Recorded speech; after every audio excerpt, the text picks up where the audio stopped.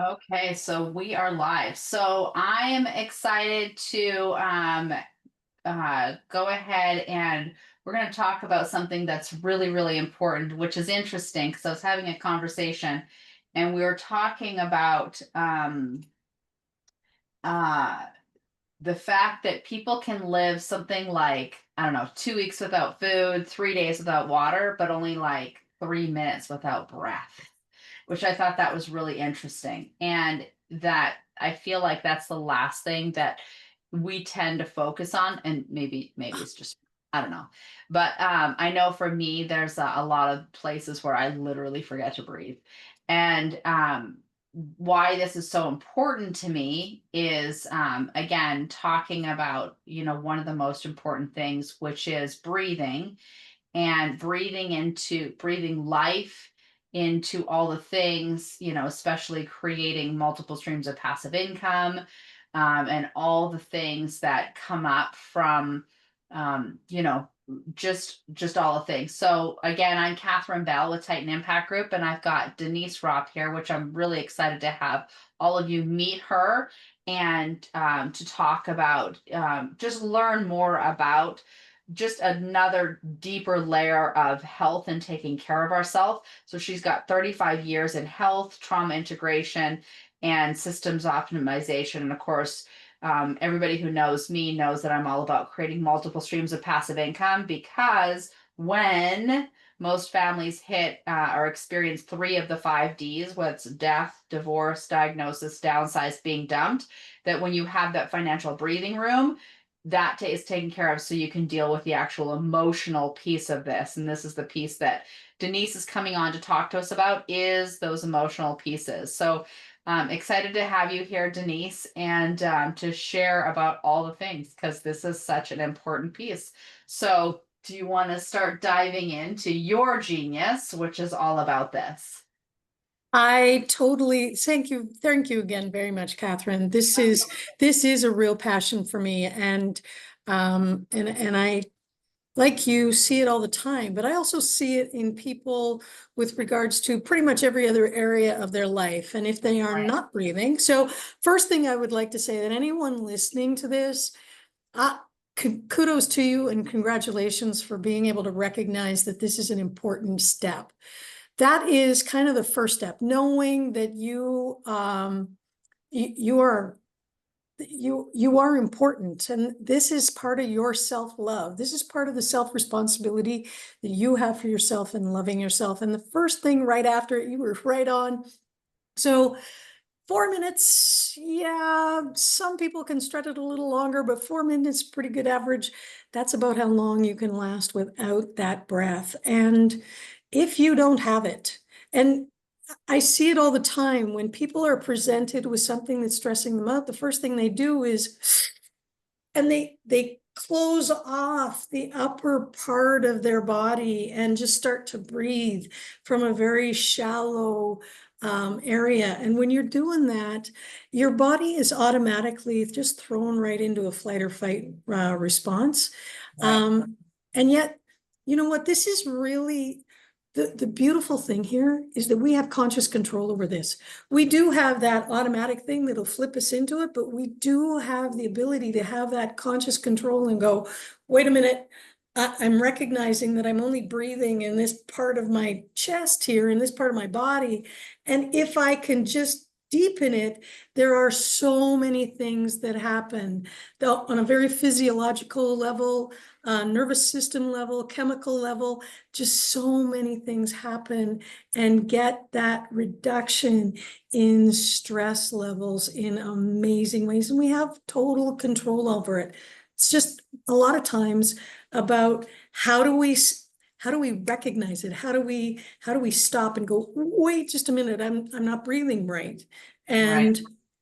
And noticing that and taking that first step to going, I just noticed it because I can feel myself do a sigh.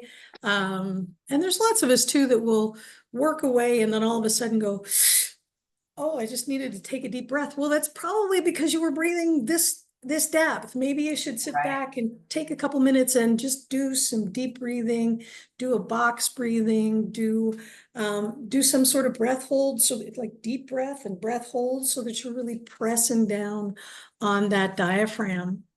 So yeah, big area. Yeah. So let's talk about you started talking about this, the whole recognize your state.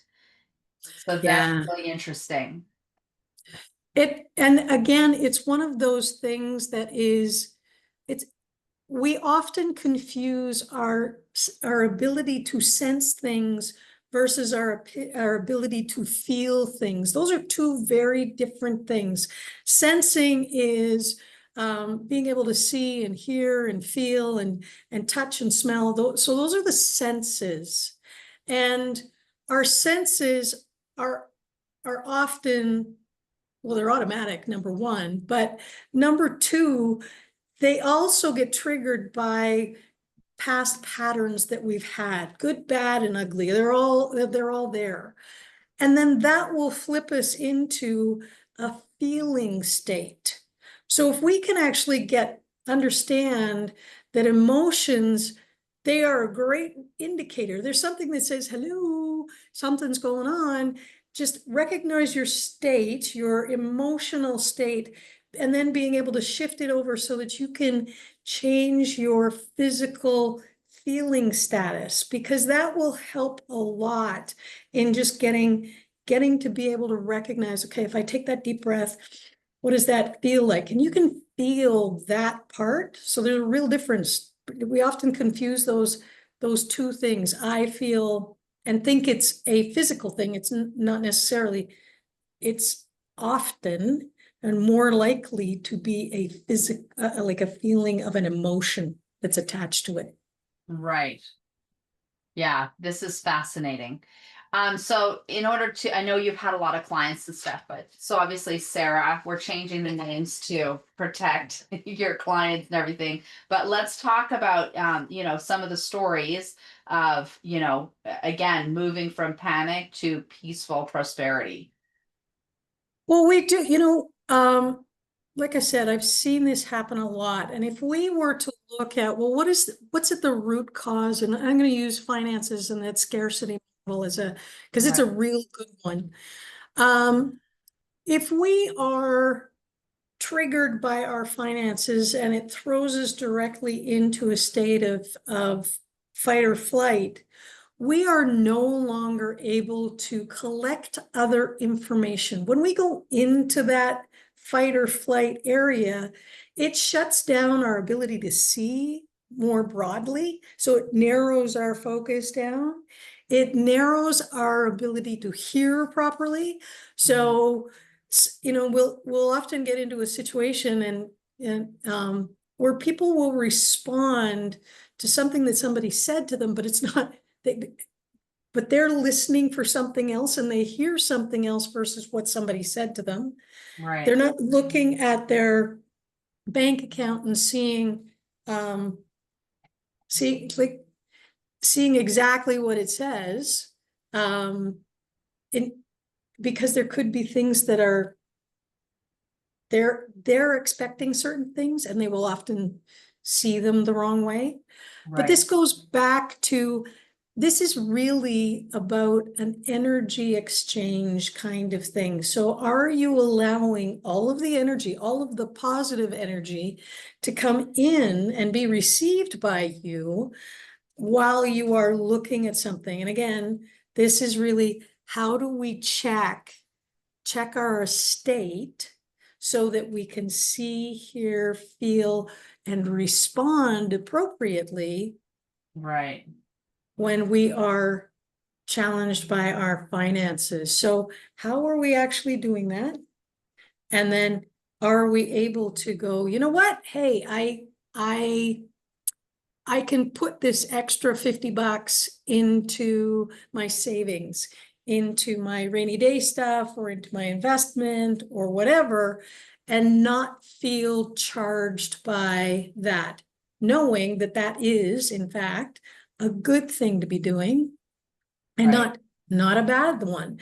I see this not only in the finances, but I do see it holistically as well. I will see it on a weight level, on a stress level scale period. I will see it in their ability to move physically, pain levels, all of those kinds of things. So it is first recognize what's going on and are you getting enough sleep? Because Mm, that'll throw your your stress level off just because you're not getting the right sleep or the right kind of sleep. And that's key. right. And I often work with people on that. Yes, that's really important. So, starting with one breath. So this is Mm. really interesting. Let's talk about that. Because I that love all goes this. back to this. Yeah. You betcha. I love this slide and I love how you're doing this. So if we were to look at one breath, and I'm going to use a box breathing exercise and as an example, many people might have heard of this particular exercise. There's lots of others, but it's really how to slow your breathing down and take you out of a state of anxiety and move you into that parasympathetic nervous system. Box breathing is really counting to 4. So you take a breath in to 4, hold for 4, out to 4, and again, hold for 4. Okay. So before you take that in breath. But what's important also in this is I love how this picture is sitting here. You can have your hands right on your chest, resting over your heart, and you're going to breathe into your heart. So don't focus on your lungs, just focus on how can I breathe into my heart.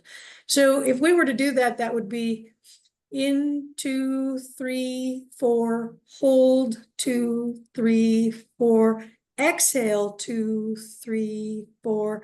Don't breathe in, 2, 3, 4, in, 2, 3, 4. And if you do that in around about 4 times, just focusing on that breath coming into your heart, holding it there, then letting it out for 4, and then leaving that space for 4, it will ultimately provide you with a decreasing, like it slows your breathing down. It deepens your breath because on the first time, you're probably, yeah, I can do this. 1, 2, 3, 4, 1, 2, 3, 4.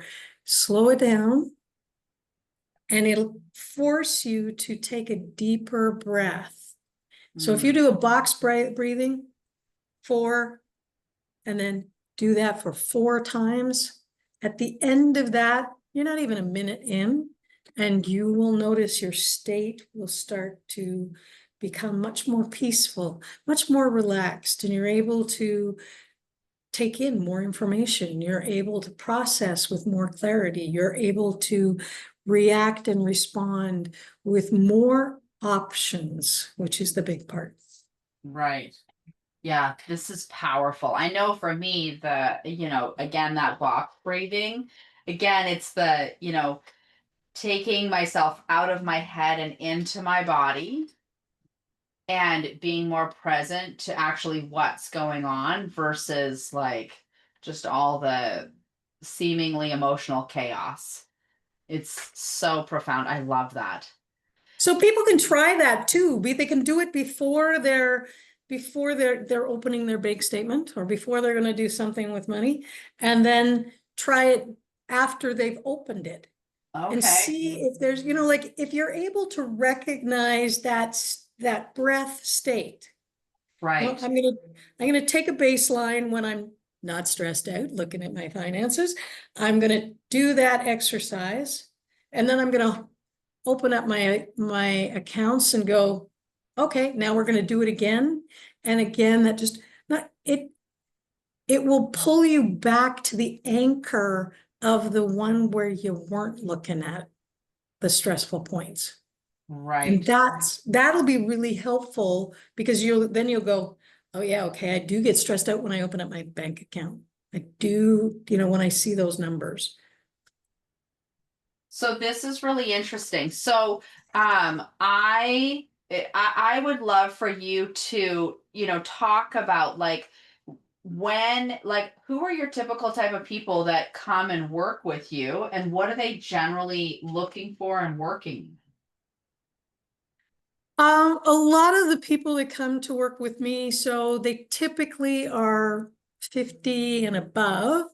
And they come because they've had some sort of challenge in their life, whether it's one of those, typically it's one of those D's, whether it's a death or a divorce or a dumped or whatever. And they're realizing that they're going, um, I'm kind of running out of time and I need to get myself in order. And so they're really checking in and figuring out what is it that I need to do for me. Right. And they're getting close. Maybe it's their empty nesting. Maybe it's you know, maybe they want to climb the corporate ladder. So then how do you take the next step? Well, it means developing different skills, and most of them are around inside you. Those of us who are older have had the opportunity to experience a lot of life. And we Right. now need to be able to step forward with strength and confidence in those areas and just move through. And it's not because any of those experiences were pleasant or rewarding, it's because you've had those experiences and now you have that opportunity to apply that knowledge corporately, familially, relationships, whatever. And so I do get a lot of senior senior managers, CEO types, and entrepreneurs who are really trying to shift themselves so that they can make a difference in one or many areas of their life. So we do use biometrics. So, and because I find that those numbers, those little numbers on a page, and whether it's a lab report, I actually use wearable devices. So things like an Apollo Neuro or a Muse, which is an EEG tool. And we will look at the numbers underneath it and we'll often see changes inside 72 hours for somebody's lifestyle, which I find really helpful because we got so much noise and so much distraction that you can get really depressed and lost if you don't have that positive reinforcement, which is what the devices will help you do, because you'll be able to look at them. And I help people look at them and examine them and really take a deep dive on them to see what might be the thing they need to do here. Sleeping, change their eating, change their mobility, change their emotional resilience or emotional responses to things. And that's where we start to see the shifts biometrically so that they can actually see it on and lock into it on a much more, this is my day to day. This is how I'm going to get up and this is how I'm going to own it. So I love that because I'm heavy, like I'm a nerd straight up into AI and all the fun things. And this is like a way that I think is brilliant that we can use, that intelligent technology to be able to help us, with our longevity, with our vitality, like really helping us go to the next level. I know for me, I use AI in my workouts every morning. Like I'm tracking everything and helping, it's helping me take it to the next level, but in a very healthy, logical, methodical way. So I really love that you have those devices. That's amazing. So, what's really interesting is let's talk about, when you align wealth and health. Like I feel like they're like right there, very connected. And I've heard so many times, like, what's the statement? It says people will spend their health getting wealth only to turn around and spend their wealth to now have to deal with their health. And that to me is like, oh, how many times have we seen that, heard that? Where what if we actually were healthy while creating that wealth, and then during our wealth, we could really make that impact that we're here to make. Right. So let's talk about that. Like, I think that's a really important piece.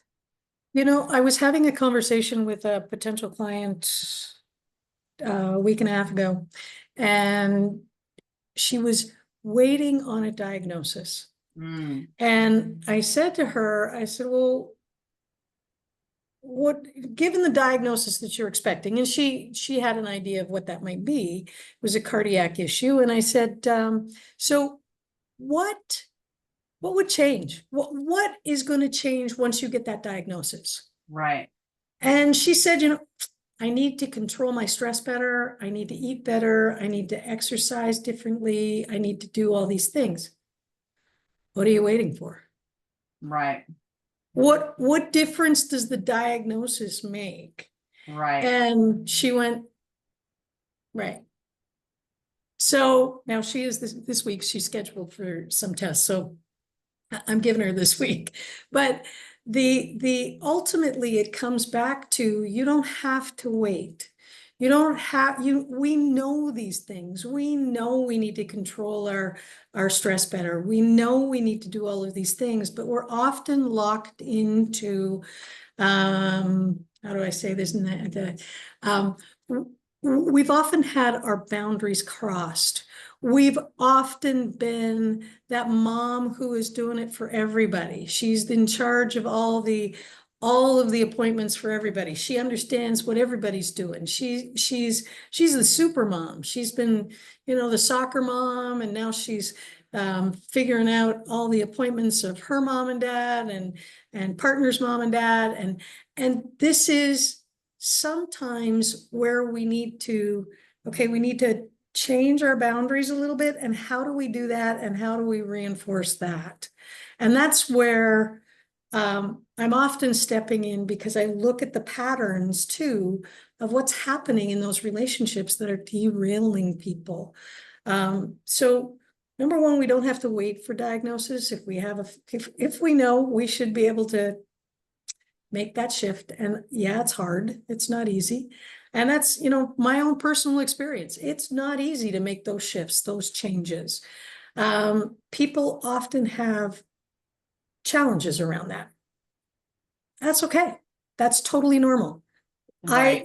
The way we look at things is on a day-by-day basis. Let's just keep small steps forward, just keep moving forward, keep going in the right direction towards where we want to go, and we'll get there. Yeah. Again, baby steps all the way. Baby steps. But mindful. Like that's the other piece. Mhm. Something that you said that I always talk to my kids about. It's like, we know, but I always tell them, I don't care what you know, I only care what you do. Right? The knowing isn't enough. It's all inside of like the mindful doing, which is really important, implementing, which I'm So really good. excited about. So we are, just like we do every week. Denise, we're going to have you come back on Thursday and do Q&A. And I'm excited about having, women and men, everybody come on and have this conversation with you again about the mindfulness, the breathing, the dealing with the hard things, right? Again, I talk about the 5 Ds: death, divorce, diagnosis, downsize, being dumped. And any of those, like your client, again, she was dealing with a diagnosis, one of the 5 Ds, which now impacts the other Ds. And so there's a place of, if people have already unfortunately dealt with, some of the Ds, which a lot of people already have, like now there's the emotional impact of making sure that you're taking care of your health and managing the impact that it comes from any of those 5 Ds, and like what can you do to actually use it for you, right? Like there are ways to take any of those and use it for our benefit, that I feel like we can really lean into on Thursday. So Denise, thank you. This is critical. Again, going back to the beginning, human beings can live like couple weeks without food, a couple days without water, but literally minutes without breath. The most important thing ever. And so focusing on breath is like a critical piece. So thank you for coming here. I'm super excited to have you come back on Thursday and to be answering questions for people on this really critical subject of, dealing with trauma and all the things, and literally being able to use breath to deal with those things. Mhm. Something God gave us that's so simple. Anyways, you're amazing. Thank you for being here, Thank and you. we will see you on Thursday. Thank you. See ya. Okay. You rock too. Bye, love. Bye.